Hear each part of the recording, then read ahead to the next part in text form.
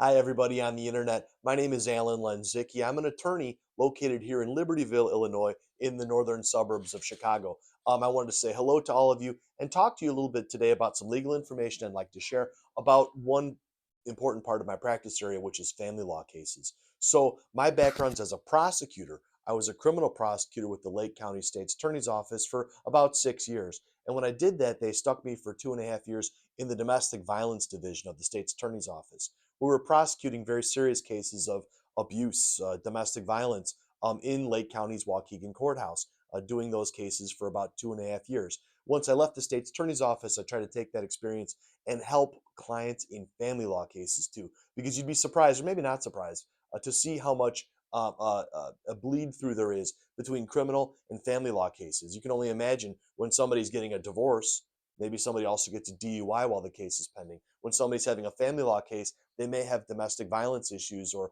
other types of issues that come up in the case. So you'll see that there's a lot of, overlap between cases of domestic violence and family law.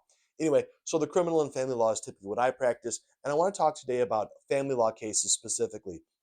So, you know what a divorce is. Everybody knows what a divorce is, where two parties, having been married, are trying to get divorced. And in that, they allocate issues about parenting, they do issues about decision making, and also they talk about the finances as the divorce is finalized and the marriage is dissolved. Talk about who owes who money and everything. This video, I'd like to talk about just family law cases, baby mama drama. It's when people aren't ever married, but still there is a child born of their relationship, okay, or children born of their relationship. And those cases are interesting and sometimes hard, okay. I would consider them to be the little brother of the divorce cases that most family law attorneys use as their bread and butter. The family law cases that come along without a marriage, the people tend to be younger, they tend to be poorer, they tend to be situations where there's not so much money to go around, but the issues with the children can be equally as profound, if not more so. Okay.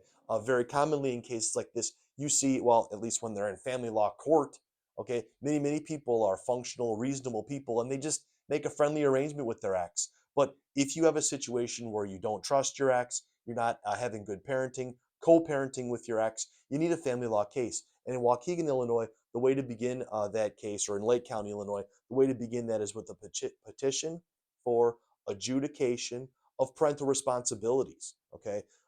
Starts off with a petition saying, I allege that the kid that I've had 7 years ago with this guy or this gal actually belongs to me and this guy or gal. The petition saying that this person is the putative father, or maybe mother, I guess, but you don't see that pleading ever. But the putative father of our child, and therefore we need to bring that person into court to talk about decision making. Okay, we need to talk about parenting time or lack thereof, and we need to talk about money. Okay, those are things that all come up. Unlike in a divorce, you talk about the marital estate and its division. So like we've been married and we've been married for 15 years. Now let's divide up the 401k that I've acquired or accumulated during those years.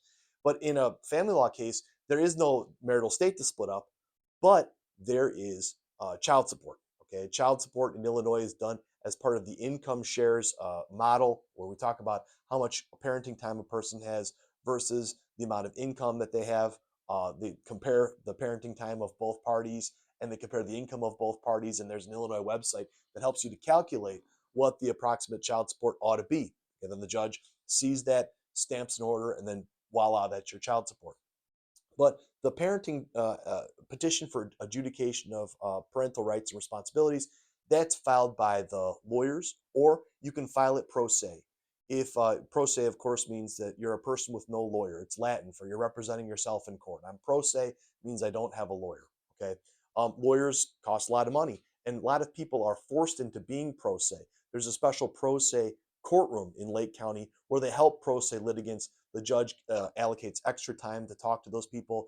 She can't give the parties legal advice, but those cases are typically heard in her courtroom where both parties are unrepresented by lawyers. They're both pro se.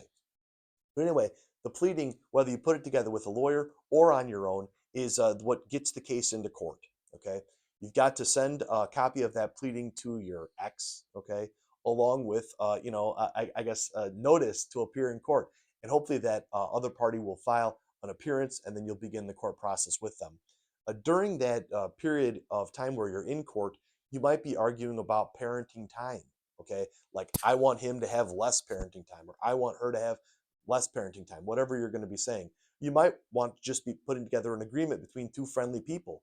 Those cases are the best, of course, where two people can agree on something that doesn't drive either one of them crazy, and they can both agree to co parent their child.